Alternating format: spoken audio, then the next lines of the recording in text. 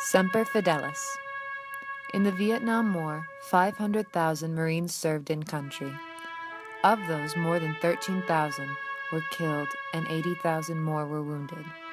This accounted for a third of the American casualties in the war. They fought hard, they faced many trials, and even more adversity upon returning home. Yet through it all, the Marines persevered. These are some of those brave men's stories. Hi, Mark Johnson. I was a private in the United States Marine Corps. I was kind of drafted and then I enlisted. My father came, got me off the hay wagon. We were out in the fields in northern Michigan doing hay for our dairy farm. And I thought I was going to be getting married because I was that age and I had a girlfriend. And Dad never took you off a hay wagon unless it was heart attack serious. He took me to the local bar. He held an envelope up and said, "Son, I know what's in this. You have three choices. You can go to Canada, in which case I'm going to kill you because we don't go to Canada. You can go enlist in the Marine Corps because they're pulling Marines out of Vietnam now and they're bringing in the Army, or you can go to the Army." Well, I enlisted in the Marines. Dad knows best. Well, Father was wrong. Training for the Marine Corps has always been described as grueling. In preparation for sending men to Vietnam, this was no different. Boot camp and specialized training revolved around turning ordinary men into effective weapons. Ed Terratola enlisted just after high school in May of '67. He described his combat training in boot camp as 2 weeks of bayonet training, 2 weeks of knife fighting, 2 weeks of hand-to-hand combat, and then mainly lectures on what he was to expect when in Vietnam. Mark Worrell was a Marine from California who enlisted in 1967 at 19 years of age. In an interview he conducted with Mark Lane, he talked about going through his training at Camp Pendleton. He is quoted saying, "We had to scream out, 'Kill, kill, kill' a lot. We had some ideological training also. They told us that the Army was shit, that the only service of any value was the Marines. It was a real effort to develop the feeling that we were the elite killers. And throughout the entire training, they emphasized the animalness of the Vietnamese. They told us that you could kill this gook and then cut him apart. He wasn't human. I went through a staging battalion just before I was sent to Vietnam. There it was really intense. Every effort was made to glorify the extermination and torture of these lowly Viet Cong. The sergeants always called them gooks or slopeheads. They never called them Vietnamese. One recruit called them Vietnamese once, and the sergeant told him he was a goddamn gook lover." And then what was it like in Vietnam then, like your first few days there? First few days there, you had to learn who was really in charge. Everybody thinks it's the generals, and General Clayton Abrams was a wonderful general. Don't misunderstand me, but he was never in charge over there.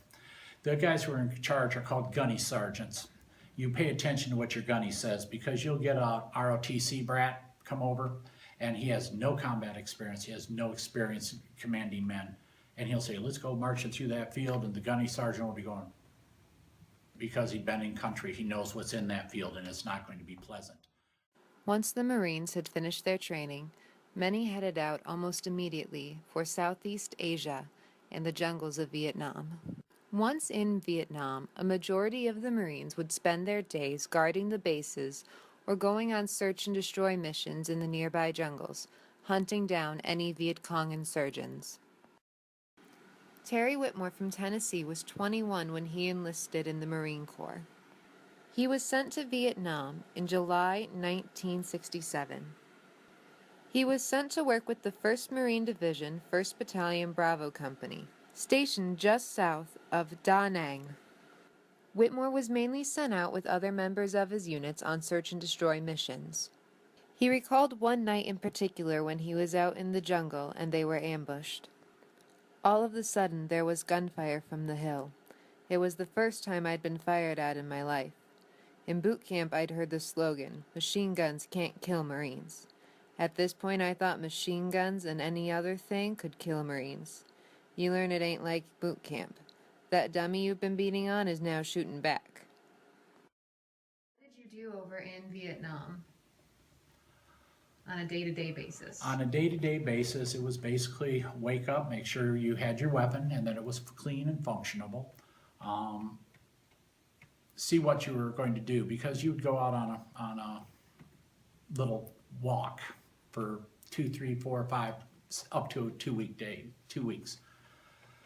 You just found out what your basic, thing is. You kept yourself as clean as possible, because when you're out in the country, there were no showers, there was no changing clothes. You were going to be with what you had. We had these second lieutenants who were always running around saying, "Keep your feet dry" when you're in a rice paddy this deep in water. We took an incoming shot once as we were just outside the base, and I opened up with the BAR. That's a Browning automatic rifle, and I'm reloading as fast as I can, and that's the colonel slapping me on the top of my helmet going, "It's okay, Tex, either you got him or you scared him to death," because I was cutting down bushes. Everything was moving. Most of it was the combat parts that were horrific. I did things I know I'm not proud of, but it was me or them, and I chose me. I like me better than them. Hardest thing I've ever had to do was when I was an 18-year-old boy, almost 19, I had to pull the trigger when the weapon aimed at another human being. And that will be the hardest thing for anybody else ever to do. Marines constantly needed to be on alert, whether they were on patrol or on base. On patrol, they always had to be ready for an ambush. And on base, they always had a chance of a mortar coming through the window, or a VC sniper taking a shot at them. What was your housing like over there when you were actually on base? On base, I was in a fenced-in area because the Marines weren't allowed to play with the soldiers, because the soldiers kept getting beat up. We were basically in a prison camp on our own bases. They segregated us because they didn't want the Marines playing with the Army guys, because we kept getting in fights, because that's how you decompressed. You go out on you go out for combat and you're kind of wound up. And you come back and you're really still wound up. Your senses are heightened. You don't like to hear noises. You don't like guys who are, throwing firecrackers or having fun. Loud noises still bother me.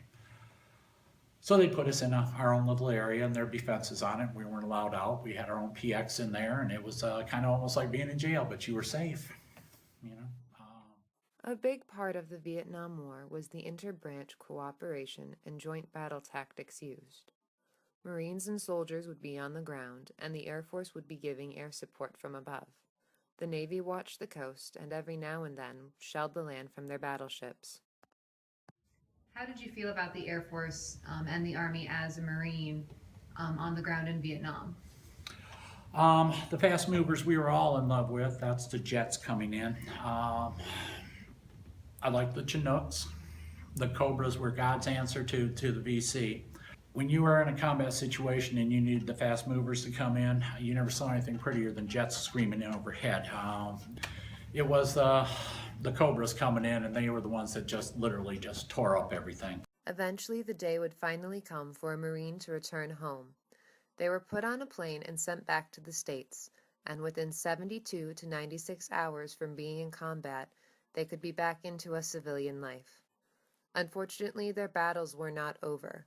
Returning Vietnam veterans had to deal with crowds of angry protesters and people screaming at them, as well as the aftershocks they still faced from being in country.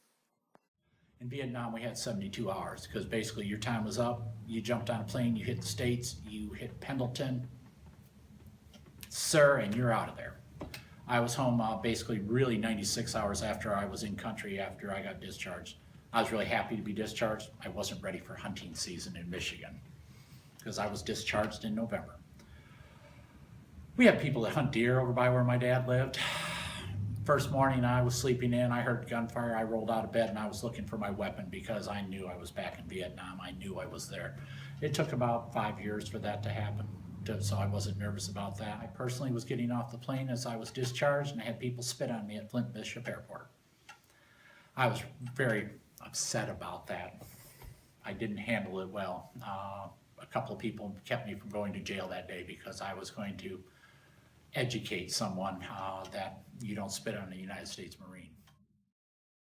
Vietnam War veteran and Secretary of State John Kerry described his return as unwelcome. The country didn't give a care about the guys coming back or what they'd gone through. The feeling towards us was stay away.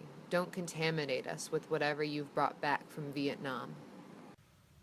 I would like people that know Vietnam vets to walk up and say thank you. We didn't have a choice. Most of us were just doing what we were required to do as a citizen of this country. At the time, the draft was the law. If you were drafted, you went.